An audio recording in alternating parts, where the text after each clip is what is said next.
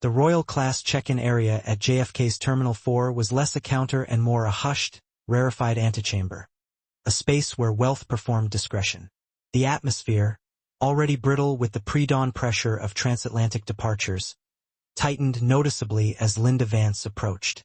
Morning light, sharp and unforgiving, slanted across the polished surfaces, illuminating the brass fittings, the plush velvet ropes, and the cold, unyielding gleam of marble that seemed engineered to enforce exclusion.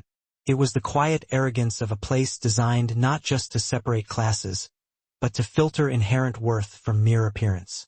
Linda spoke, her voice measured and clear, cutting through the muted surroundings.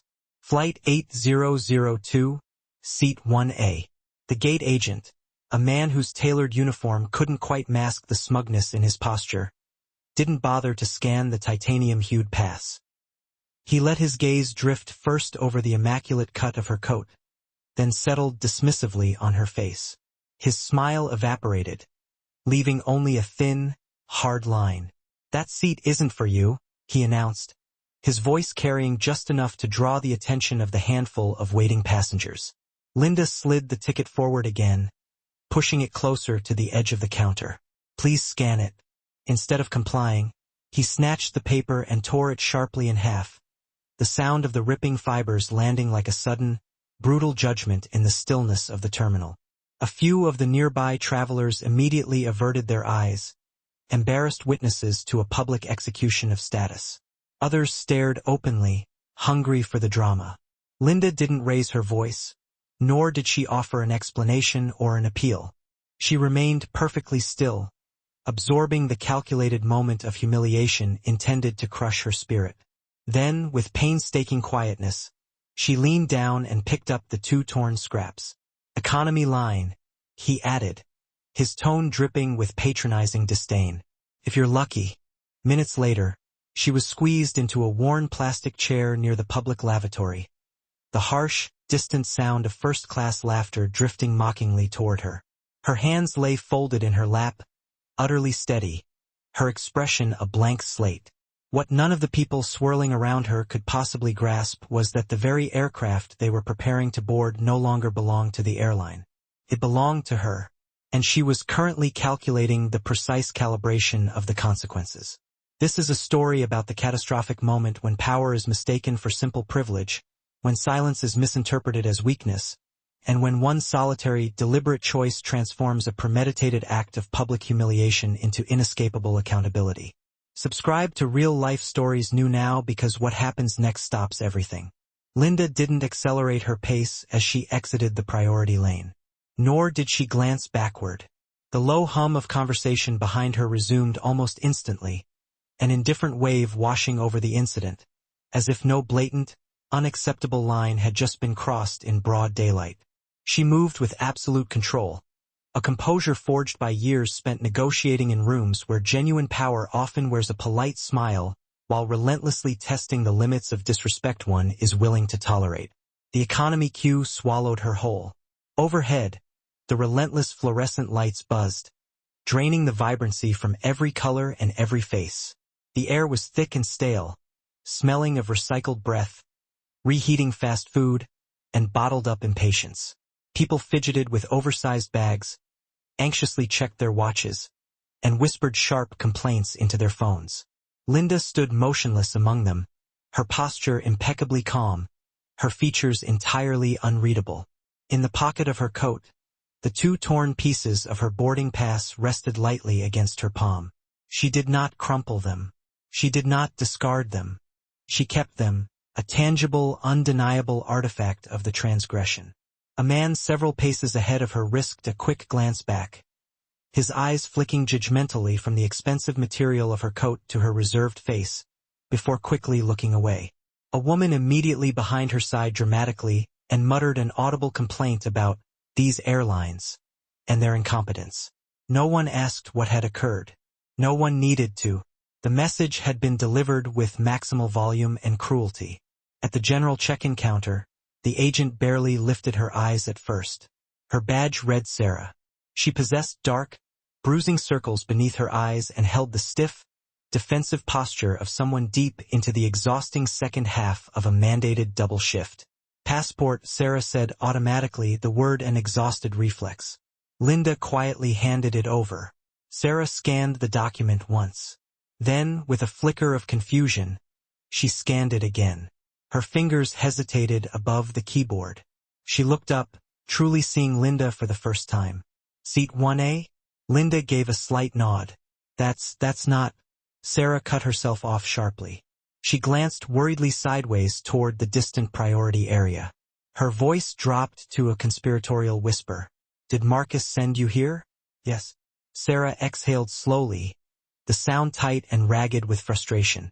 He didn't scan your pass, did he? No. Sarah began typing with frantic speed. The glowing screen reflected ominously in her glasses. I can reissue it, she whispered, leaning closer. But if I send you back there, he'll create a scene. He's the shift manager. He's been... She swallowed hard, unable to finish the thought. I'm sorry. Linda watched the agent carefully, noticing the fear and the inherent decency fighting in her eyes. Give me any seat. Sarah hesitated, her gaze dropping to the keyboard. It's row 42, middle seat. That's fine. Sarah quickly printed the new ticket, slid it across the worn countertop, and then met Linda's gaze with profound earnestness. For what it's worth, she said quietly, you didn't do anything wrong. Linda gave her a small, knowing nod. I know. Security took significantly longer than usual. Shoes off, bag opened, laptop extracted. The line moved at a grinding crawl. Linda waited without uttering a single complaint. Meanwhile, several lanes over, select passengers were being ushered through a private, expedited checkpoint. She recognized one of them, the woman who had been standing in the priority area earlier, the one who had offered a muffled laugh when Marcus so confidently tore the original ticket. The woman now glided past security staff, talking animatedly into her phone, already sipping something sparkling from a cheap plastic flute. By the time Linda reached the jet bridge entrance, boarding was well underway. Marcus stood there, the hand scanner in his grip, his energy conspicuously high. He snorted a laugh and joked loudly with the pilot, ensuring his voice carried over the din. Yeah, caught another fake this morning, he crowed, chuckling. You can always tell. The pilot laughed back, completely oblivious. Good thing you're on top of it. Linda stepped forward into the narrow entry point. Marcus's smile faltered for a fraction of a second, the shock registering before he instantly masked it with renewed condescension. You again. She held out her new economy boarding pass. He scanned it. The machine beeped a final, green confirmation. Back of the plane, he said, a mocking smirk tightening his mouth. Enjoy the view. Linda met his eyes, her expression utterly still. This won't age well. Marcus simply roared with laughter, waving her dismissively down the ramp. Move along. The walk down the pressurized aisle felt disproportionately long. The rows narrowed, the space shrank, and the ambient tones subtly changed as she moved deeper into the aircraft. She passed the thick curtain separating the classes and caught a clear glimpse of the front cabin. The woman from the gate lounged comfortably in Linda's original seat. 1A, her legs crossed, a champagne glass raised in a toast to no one in particular. Some people just don't know their place, the woman pronounced loudly, making no effort whatsoever to lower her voice. The flight attendant standing nearby offered a neutral, practiced smile. Linda didn't break her stride. Seat 42E was exactly where Sarah had promised it would be, the precise center seat of the very last row. The door to the rear lavatory occasionally brushed her shoulder as she settled in. The man to her right was already deeply asleep, leaning against the window. The teenager on her left immediately turned up his music, the bass thumping audibly through his headphones. Linda carefully placed her small bag beneath her knees and rested her hands on her lap. Her phone vibrated silently. The single line of text appeared. Transfer complete. Aircraft under your authority.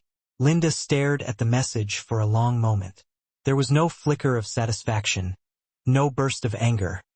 Only quiet, powerful confirmation. She typed a reply instantly, hold all systems. Await my signal. The plane began to push back from the gate. The engines hummed the familiar prelude to acceleration. The slight forward motion started. Linda waited. When the aircraft slowed and then came to a complete, unexpected stop on the taxiway, she calmly pressed the call button. Nothing happened. She pressed it again, holding it down. A flight attendant finally appeared, irritation sharp and undisguised in her eyes. "We're moving. You need to sit down. I need to speak to the captain." The attendant scoffed openly. "Sit down.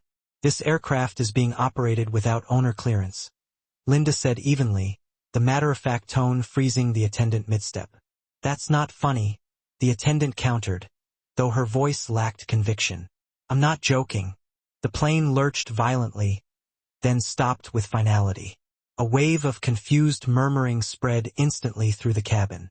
The captain's voice came over the intercom, strained and tight with alarm. "Ladies and gentlemen, we are being instructed by ground control to hold our position. We apologize for the delay." Linda stood up. "Ma'am," the attendant snapped, her professional composure fracturing. "Sit down now." A man several rows ahead abruptly rose from his seat, displaying a badge. "Federal Air Marshal," he stated firmly. "You need to comply immediately." Linda turned toward him, her gaze unwavering. "This aircraft is mine." The aisle went utterly silent. She raised her phone.